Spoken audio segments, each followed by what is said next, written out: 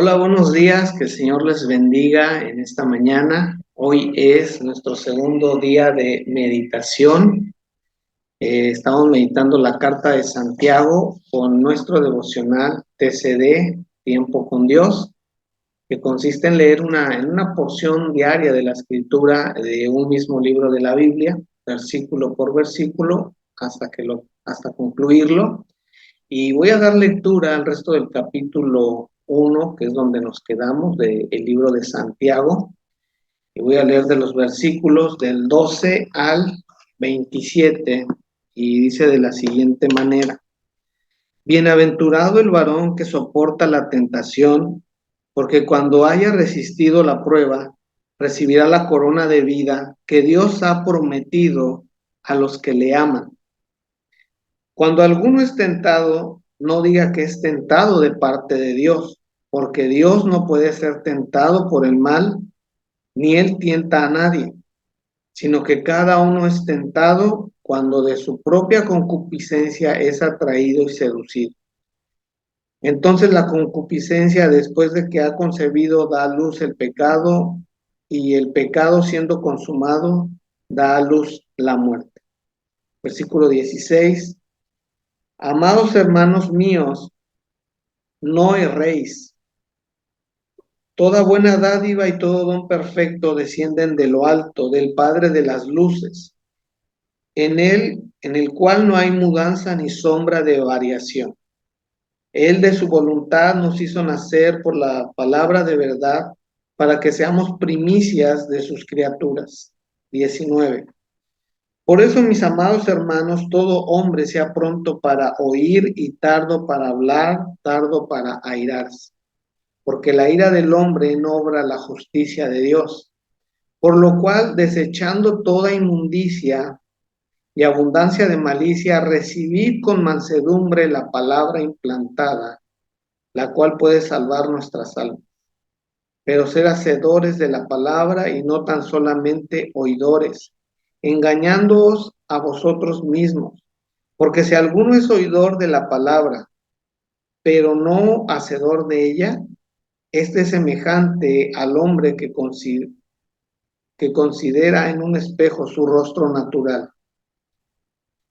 Porque el que se considera a sí mismo y se va y luego olvida cómo era, mas el que mira atentamente en la perfecta ley, la de la libertad, y persevera en ella, no siendo oidor olvidadizo, sino hacedor de la obra, este será bienaventurado en lo que hace.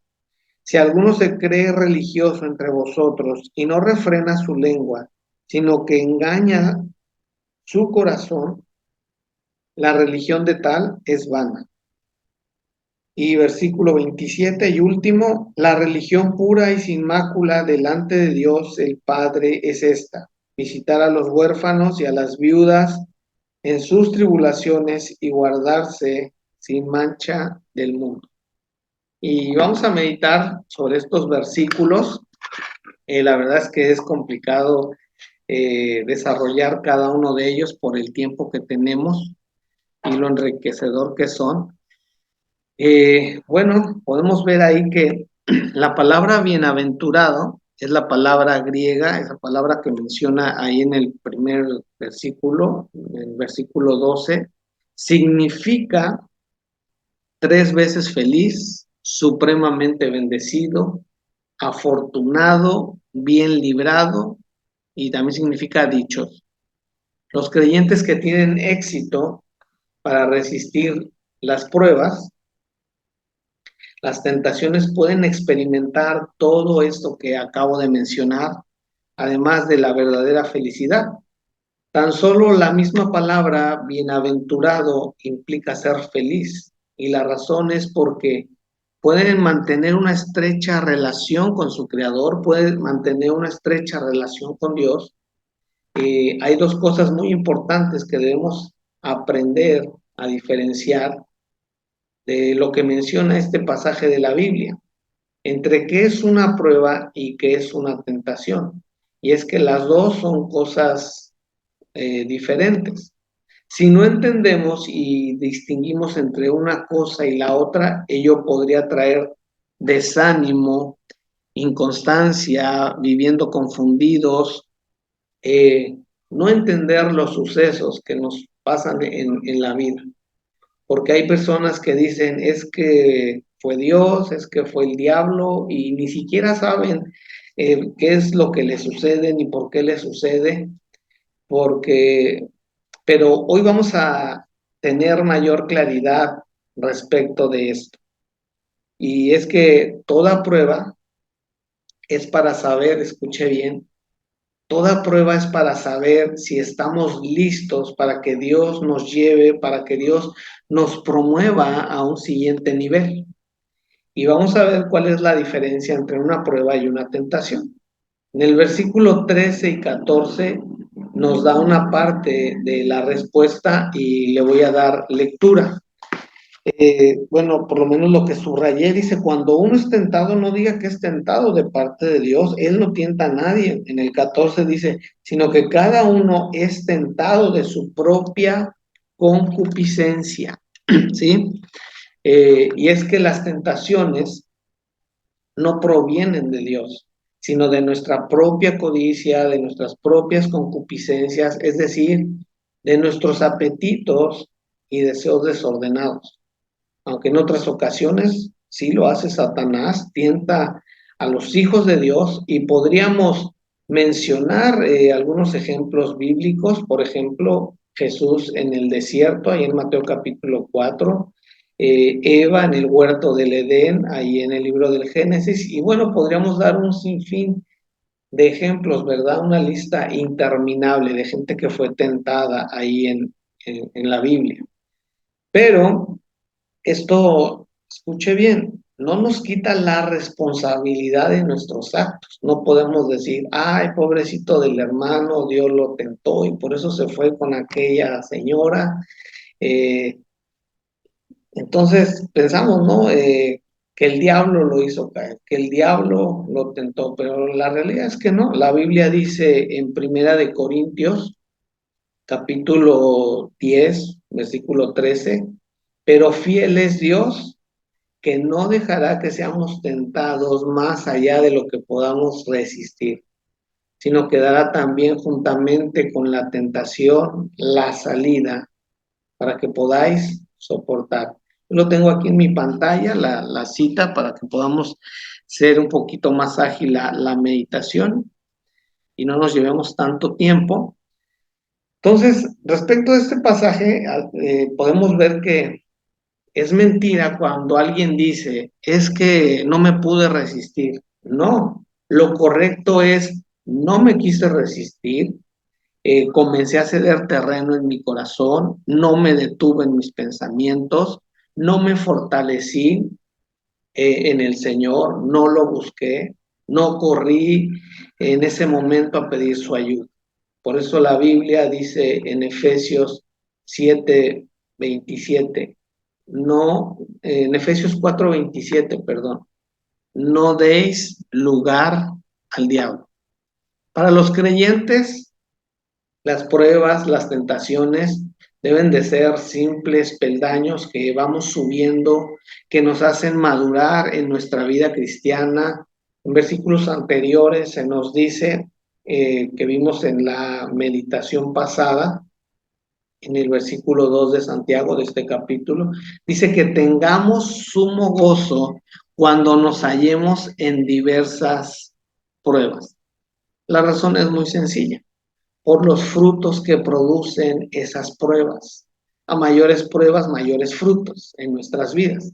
Este pasaje no se aplica a aquellos creyentes o a quienes no han permitido que Dios y su palabra trabaje en ellos. Las pruebas, por el contrario, en su mayoría, Dios está involucrado y las permite en nuestras vidas. Las pruebas nos fortalecen y nos llevan a un siguiente nivel de bendiciones, como vimos en el caso de Job, en la meditación pasada. Mientras que las tentaciones tienen la intención de hacernos pecar, de hacernos caer y alejarnos de Dios y privarnos de sus bendiciones. La gente tiende a confundir una prueba con las consecuencias del pecado. Le pongo un ejemplo. Hay personas que dicen, Dios me puso una prueba bien difícil en mi matrimonio y mi esposa me dejó. No, lo que pasa es que aquel esposo trataba mal a su esposa, no llevaba quizás el gasto a la casa, le era infiel, le daba malos tratos, etcétera, etcétera. Y Proverbios 19:3, se lo quiero leer porque nos dice algo muy interesante y revelador. En la versión lenguaje actual, dice, el tonto fracasa en todo y luego dice, Dios tiene la culpa. En el versículo 16, Santiago dice, amados hermanos, no erréis. O sea, no te equivoques, hermano, no te equivoques, compadre, ¿no? Es lo que está tratando de decirnos ahí Santiago en el pasaje que estamos meditando en esta mañana. Los cristianos no debemos de cometer el error de culpar a Dios de nuestros actos y de las consecuencias de los mismos. Luego en el versículo número 19 de este pasaje que estamos meditando, dice así, por esto, mis amados hermanos, todo hombre sea pronto para oír y tardo para hablar y airarse. Esto que nos mencionan estos versículos comúnmente es lo contrario de lo que la mayoría hacemos en ocasiones. A la gente le gusta hablar y hablar y hablar y a veces les gusta poco escuchar o nos gusta poco escuchar. Proverbios 29:20 en la Nueva Versión Internacional dice, fíjese, nos habla ahí la escritura así como algo bien personal, tratándonos de enseñar algo y nos dice, ¿te has fijado en los que hablan sin pensar? Más se puede esperar de un necio que de gente así. ¿Y a cuánto nos ha tocado que nos precipitamos y damos una opinión de algo que ni siquiera terminamos de haber escuchado? Y muchas veces pues no quedamos nada bien, quedamos muy mal. La verdad a mí tendría que confesar, ¿no? A veces mi esposa me ha dicho algunas cosas y ya estoy dando una respuesta antes de que termine de hablar. Y cuando termino de escuchar lo que me iba a decir, santo Dios, quedo muy mal, quedo como un tonto, la verdad, porque no terminé de escuchar y ya estoy hablando precipitadamente. Y Proverbios 18:13 dice, al que responde palabras antes de oír, le es fatuidad y oprobio. Entonces debemos de tener mucho cuidado en ello, en dar opiniones o respuestas de lo que a veces ni nosotros estamos muy seguros.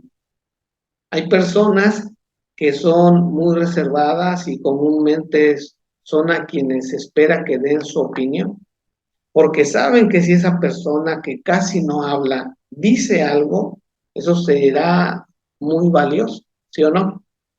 Pero ¿qué sucede cuando, por ejemplo, una persona habla y da su opinión? A veces decimos, híjoles, otra vez va a hablar esa persona, otra vez, y nadie lo va a parar.